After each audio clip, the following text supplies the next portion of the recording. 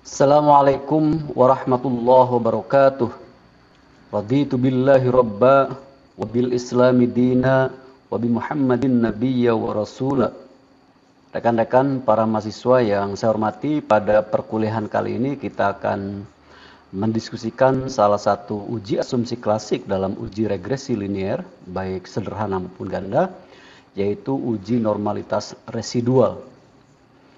Sekali lagi, ini adalah salah satu uji asumsi klasik dalam uji regresi linear, selain uji autokorelasi, uji multikolinearitas, uji linearitas, uji heteroskedastisitas.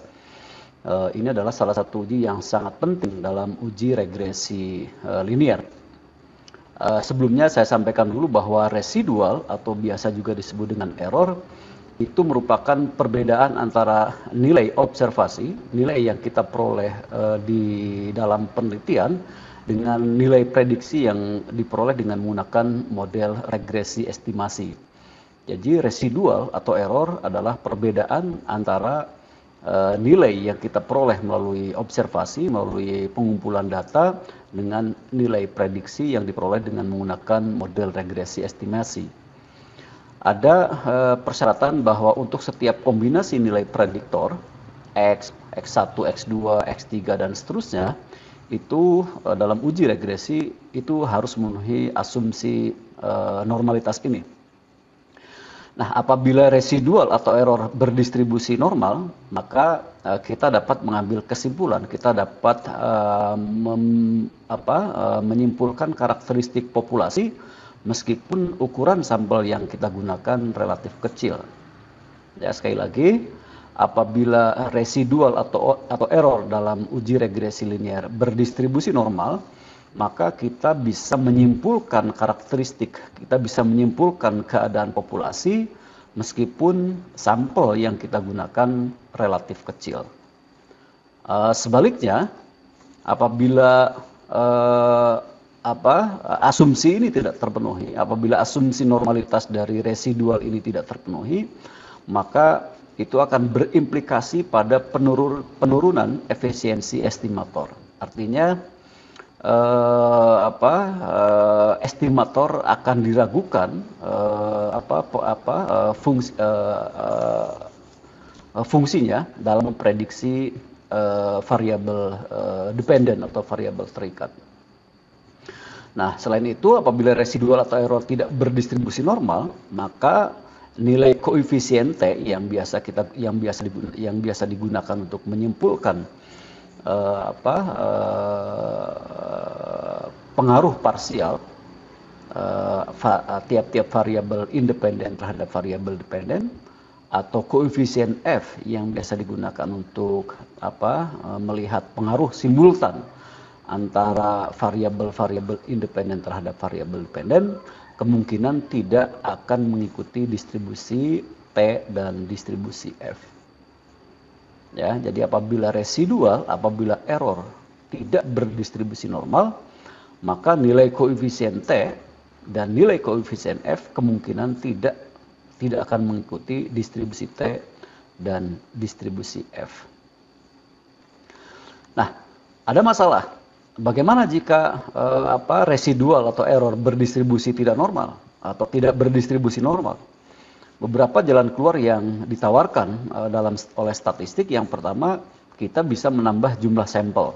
Apabila proses penelitian masih bisa dilakukan, maka ini adalah cara yang paling efektif dan yang paling bertanggung jawab dan yang paling dibenarkan dalam uji-uji regresi linear. Jadi tambahlah sampel karena biasanya semakin besar sampel itu kemungkinan akan diperoleh data yang berdistribusi normal akan lebih besar. Selain itu, apabila jumlah sampel besar, itu memang ada sejumlah pakar yang menyebutkan asumsi normalitas tidak dipersyaratkan. Cara yang kedua, apabila proses penelitian tidak memungkinkan melakukan penambahan sampel, maka kita bisa mendeteksi keberadaan outlier yang menyebabkan data berdistribusi tidak normal.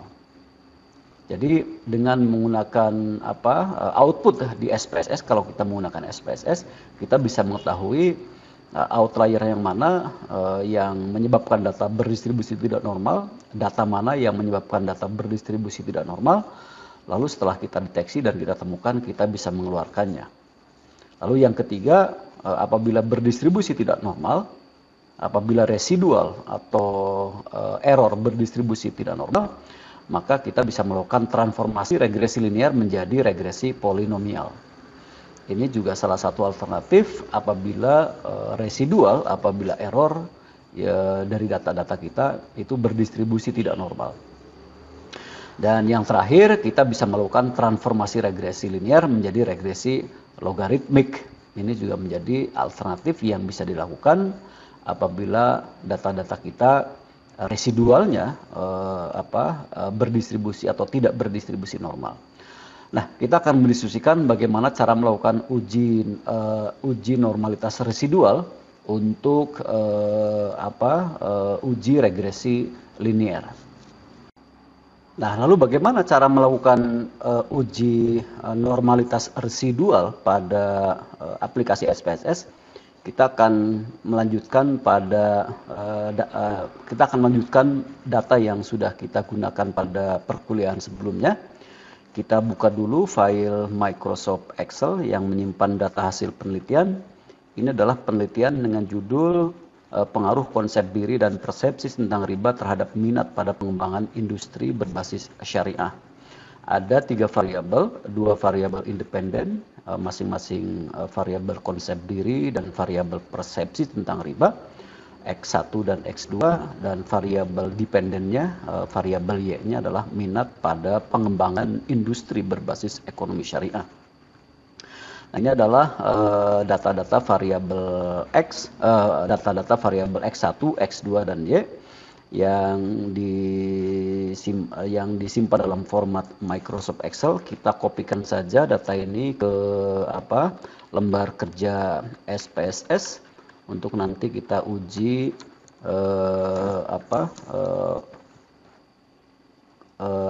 normalitas residualnya. Kita buka, ini adalah kita buka lalu kita simpan, kita tempel pas, lalu kita kita definisikan masing-masing variabelnya.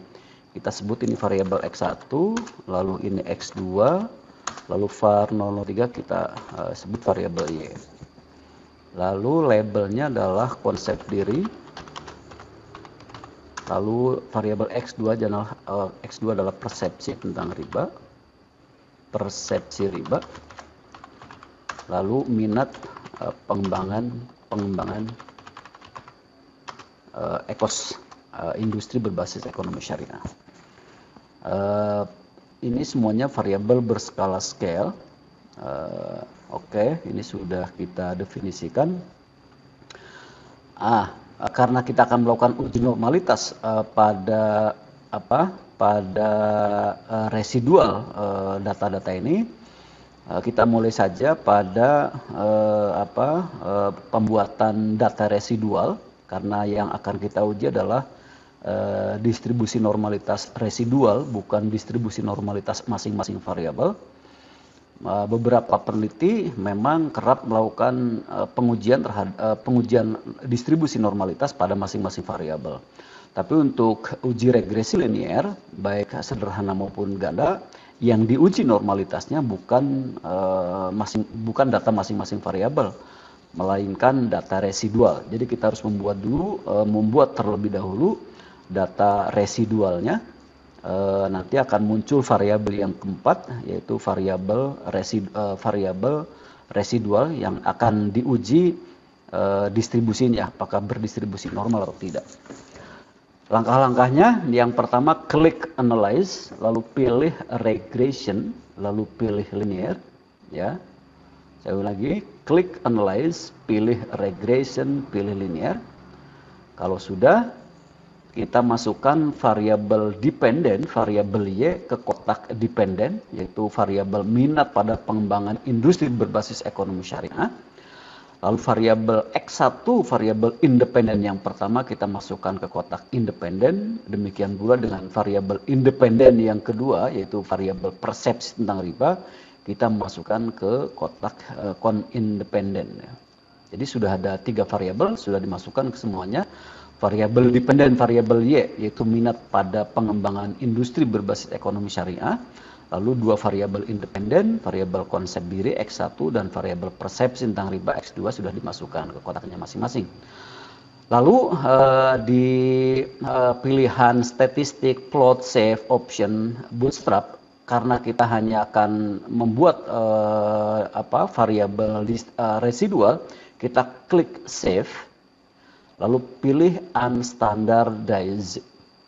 Ini kalau sudah dipilih, yang lainnya abaikan dulu, nanti digunakan untuk uji asumsi klasik yang lain.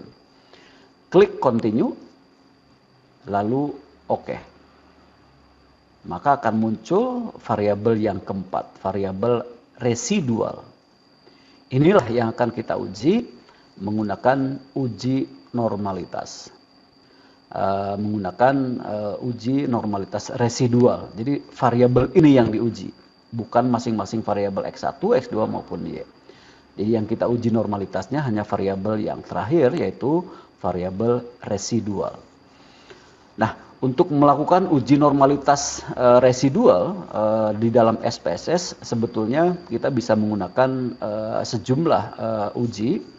Yang populer itu adalah uji Kolmogorov-Smirnov, baik yang menggunakan one sample Kolmogorov-Smirnov, meskipun ini diperdebatkan, tapi ini juga populer. Yang kedua menggunakan uji Shapiro-Wills. Yang ketiga kita bisa melihat grafik histogramnya, karena dengan melihat grafik histogram kita bisa menilai apakah data-data kita berdistribusi normal atau tidak. Kita akan menggunakan yang pertama, yang menggunakan one sample Kolmogorov-Smirnov test. Beberapa orang menyebut uji ini hanya digunakan untuk data yang memang sejak awal diasumsikan untuk non parametrik. Tapi kita akan menggunakan yang populer, yang biasa digunakan oleh para peneliti asing. Saya baca di beberapa literatur yang diterbitkan oleh penerbit Oxford untuk uji normalitas residual, itu bukan menggunakan one sample Kolmogorov-Smirnov, tapi menggunakan uji Kolmogorov-Smirnov dan uji Shapiro-Wills yang memang sejak awal digunakan untuk melakukan uji normalitas. Caranya klik analyze, pilih descriptive statistik, lalu pilih explore. Klik analyze, pilih descriptive statistik, lalu pilih explore. Oke. Kita masukkan variabel unstandardized residual, ya, atau res1 ini ke kotak dependent list. Lalu di antara pilihan-pilihan menu di sini pilih plot. Pilih plot, ya. Kita bisa menggunakan histogramnya, boleh kita menggunakan histogram. Lalu klik none di sini, yang box plotnya pilih yang none. Lalu yang normality plot with test ini harus di checklist, harus dicentang. Kalau sudah, sekali lagi ini bisa dipilih dua-duanya atau pilih sesuai dengan kebutuhan. Yang box plot pilihannya adalah none, dan normality plot with test itu harus di checklist. Kalau sudah, continue, lalu klik OK. Explore. Ya, explore ini case processing summary. Ya, case processing summary ini menunjukkan data-data yang diinput, lalu ini adalah menunjukkan file ringkasan data kita. Data yang kita uji di sini adalah unstandardized residual. Ini diabaikan yang ini. Nah, yang kita lihat adalah yang ini. Yang test of normality. Test of normality untuk variabel residual. Variabel residual. Nah, cara pengambilan kesimpulannya, ini ada 2 pilihan. Ada Kolmogorov-Smirnov, ada Shapiro-Wills. Untuk data dengan menggunakan sampel kecil, ya, sampel kecil ini juga sangat relatif. Untuk sampel di bawah 100 itu biasanya disebut sebagai sampel kecil. Jadi kita menggunakan Shapiro wheel, tapi untuk sampel 100 ke atas kita bisa menggunakan Kolmogorov-Smirnov. Karena sampel kita di sini hanya 53 ya. Akan lebih baik di antara dua pilihan ini kita menggunakan Shapiro wheel. Tapi kalau kita menggunakan Kolmogorov-Smirnov pun itu juga boleh. Tapi karena kita menggunakan Shapiro wheel ya, Shapiro wheel diperoleh angka statistik adalah 0,978 dengan DF atau degree of freedom 53 dan nilai probabilitas, nilai signifikansi atau sig adalah 0,449.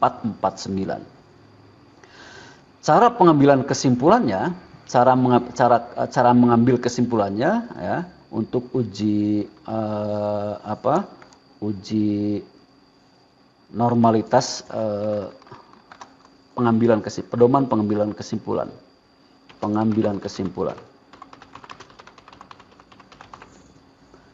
Oke, yang pertama, jika nilai probabilitas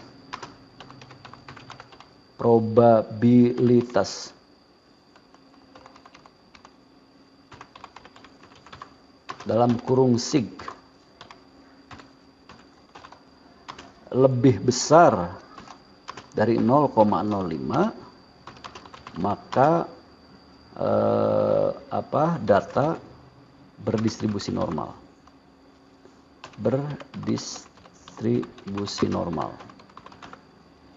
Sebaliknya, jika nilai probabilitas dalam kurung sig lebih kecil dari 0,05,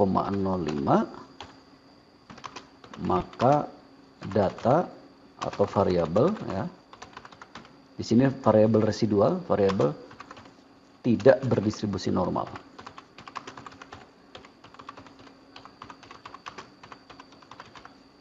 Nah, ini cara pengambilan kesimpulannya seperti ini. Sekali lagi, cara pengambilan kesimpulan uji normalitas residual, jika nilai probabilitas atau nilai sig lebih besar dari 0,05, maka data atau variabel residual berdistribusi normal. Jika nilai probabilitas atau sig lebih kecil dari 0,05, maka data atau variabel residual itu disimpulkan tidak berdistribusi normal. Nah, dari output yang kita peroleh ditemukan bahwa nilai sig untuk uji Shapiro wheel adalah 0,449.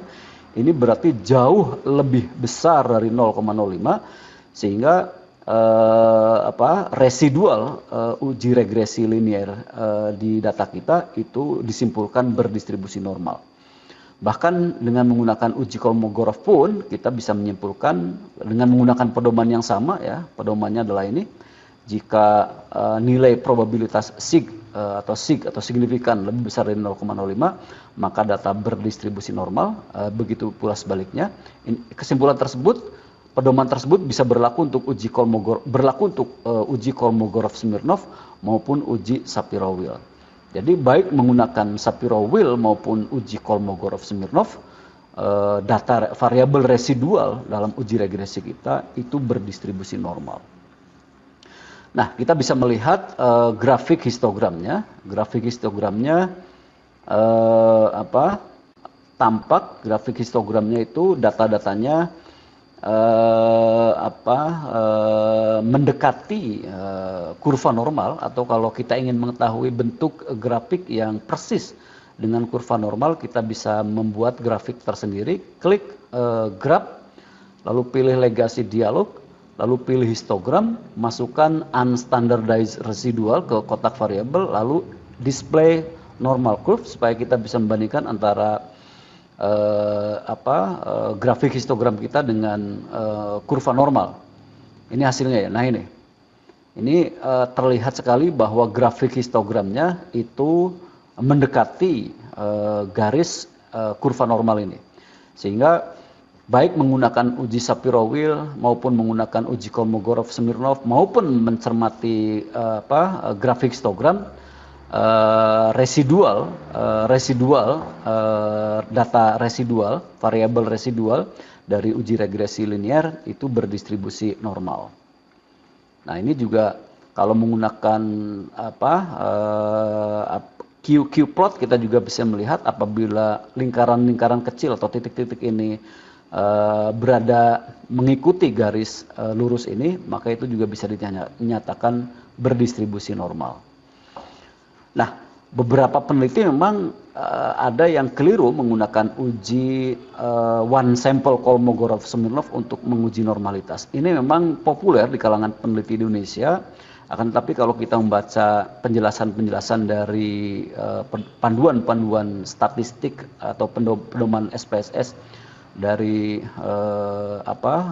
universitas ternama di luar negeri, itu itu selalu menggunakan uji normalitas yang tadi, baik Shapiro-Wills maupun Kolmogorov-Smirnov. Nah, beberapa peneliti menggunakan uji ini, uji non-parametric test. Ini memang ini adalah uji yang digunakan untuk uji-uji non-parametrik. Ada yang menggunakan ini, legasi dialog, pilih one sample KS itu singkatan dari Kolmogorov-Smirnov. Kita uji dengan ini, ya. Hampir setiap data yang diuji dengan menggunakan uji ini itu akan selalu berdistribusi normal. Nah ini, akan selalu berdistribusi normal. Hasilnya, one sample Kolmogorov-Smirnov, asymptotic significant to tail itu adalah signifikansinya 0,633. Cara pengambilan kesimpulannya sama. Jika nilai signifikansi atau nilai probabilitas lebih besar dari 0,05, maka data dinyatakan berdistribusi normal. Sebaliknya jika nilai nilai probabilitas atau nilai signifikansi lebih kecil dari 0,05, maka data dinyatakan berdistribusi tidak normal.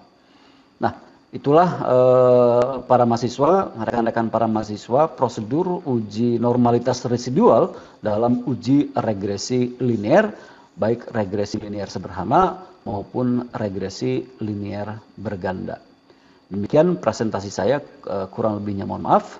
Hasbunallahu wa ni'mal wakil. Assalamualaikum warahmatullahi wabarakatuh.